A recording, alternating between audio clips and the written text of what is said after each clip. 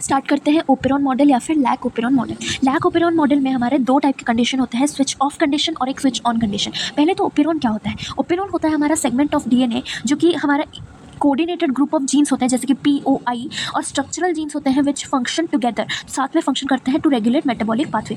अब यहाँ पे कंडीशन लैक ओपेरॉन में कंडीशन क्या है? लैक्टोज का प्रेजेंस या एब्सेंस हमें बताएगा कि वो कैसे फंक्शन करेगा, ठीक है। अब POI में P होता है हमारा प्रोमोटर जीन, I होता है रेगुलेटर जीन और O होता है ऑपरेटर जीन। P होता है प्रोमोटर, I होता है रेगुलेटर और हमारा O होता है ऑपरेटर। I जीन को हम लोग इवन बोलते हैं कंस्टिट्यूटिव जीन, ठीक है। यहाँ पे हमारा बेसिकली क्या होता है कि आई जीन में हमारा ट्रांसक्रिप्शन होता है। ट्रांसक्रिप्शन के बाद यहाँ पे mRNA फॉर्म होता है जहाँ से हमारा ट्रांसलेशन होता है, mRNA फॉर्म होता है जहाँ से हमारा ट्रांसलेशन होता है। ट्रांसलेशन फॉर्म होकर वो लोग रिप्रेसर प्रोटीन बनाते हैं जो कि एक्टिव रहता है अगर लैक्टोज जो है वो एब्सेंट हो। लैक्टोज जो है वो अगर एब्सेंट है तो फिर ये एक्टिव होकर क्या करेगा, ये जाएगा और ऑपरेटर रीजन में बाइंड हो जाएगा, बाइंड हो जाएगा। तो यहाँ पे ट्रांसक्रिप्शन नहीं हो पाएगा आगे, ये तीनों का ट्रांसक्रिप्शन आगे नहीं हो पाएगा, ठीक है, क्योंकि यहाँ पे ऑपरेटर जीन में बाइंड हो गया और प्रोमोटर तो उसके पीछे रह गया, तो ट्रांसक्रिप्शन यहाँ पे हो ही नहीं पाएगा। तो इसको बोला जाता है स्विच ऑफ कंडीशन। और यहाँ पे रेगुलेटर जीन जो है वो हमेशा एक्सप्रेस होता है और इसीलिए उसको कॉन्स्टिट्यूटिव जीन कहा जाता है, ठीक है। अभी यहाँ पे रिप्रेसर प्रोटीन जो है वो एक्टिव रहेगा in the case of lactose अगर कम होगा, लैक्टोज अगर कम होगा या फिर एब्सेंट होगा।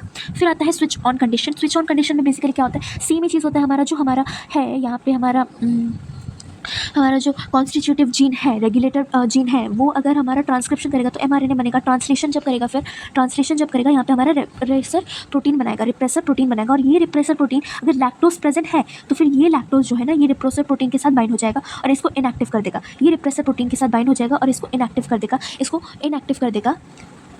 कर देगा और उसकी वजह से हमारा ये रिप्रेसर प्रोटीन जो है यहाँ पे ऑपरेटर के साथ बाइंड नहीं हो पाएगा और इसी वजह से हमारा प्रोमोटर जो है वो ट्रांसक्रिप्शन को कंटिन्यू कर पाएगा और हमारा lac Z gene, lac Y gene, lac A gene के साथ ट्रांसक्रिप्शन होगा, यहाँ पे ट्रांसक्रिप्शन होगा। अब यहाँ पे क्या होता है, हमारा जो beta galactosidase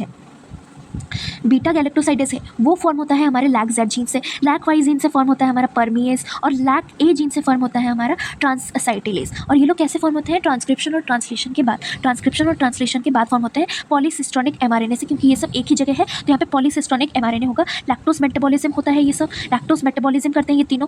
beta galactoside lack Z से आता है, Y से आता है हमारा परमीएस और A से आता है ट्रांसएसाइटिलेज, ठीक है। फिर लैक ओपेरॉन जो है वो एक इंड्यूसिबल प्रोटीन होता है, ये एक इंड्यूसिबल प्रोटीन का ओपेरॉन होता है। अब यहाँ पे रेगुलेशन ऑफ लैक ओपेरॉन जो है वो होता है नेगेटिव रेगुलेशन हो सकता है। अगर हमारा लैक्टोज कम है तो फिर नेगेटिव रेगुलेशन होगा, अगर लैक्टोज ज़्यादा है तो फिर पॉजिटिव रेगुलेशन होगा, ठीक है।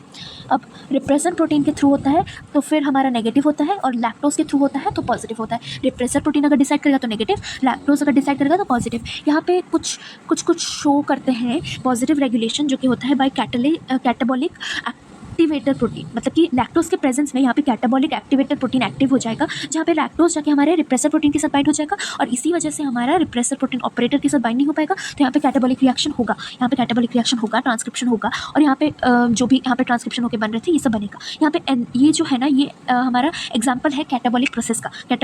अदर एग्जाम्पल्स हैं जैसे कि ट्रिप्टोफैन का ओपेरॉन हो गया, हिस्टिडाइन का हो गया, वैलाइन का हो गया, ऐसे बहुत सारे ओपेरॉन्स हैं। फिर अभी हमारे फंक्शन क्या है, ये जो हमारा बना लैक Z जीन से बना, फिर हमारा लैक Y जीन से बना, लैक A जीन से बना, वो सब का हमारा क्या क्या फंक्शन है। पहले बीटा गैलेक्टोसाइडेज का हमारा क्या फंक्शन है, ये लैक्टोज जो है उसको कन्वर्ट करेगा दो मोनोसैकेराइड में, यानी ग्लूकोज और गैलेक्टोज में कन्वर्ट करेगा, अब परमीएस जो है, क्या करेगा, परमिएबिलिटी ऑफ लैक्टोज को इंक्रीज करेगा और बाइंडिंग टू द मेम्ब्रेन में इंक्रीज कर देगा। ये परमीएस लैक्टोज को अंदर लाने, मतलब जो हमारा सेल है उसके अंदर लाने की बहुत कोशिश करेगा। फिर ट्रांसएसाइटिलेज क्या करेगा, असीटाइल ग्रुप को फ्रॉम कोएंजाइम ए से असीटाइल ग्रुप को बीटा गैलेक्टोसाइडेज के पास भेजेगा, उसको ट्रांसफ़र करेगा। ट्रिप्टोफैन जो होता है वो हमारा एक रिप्रेसिबल प्रोटीन होता है, फिर आता है हमारा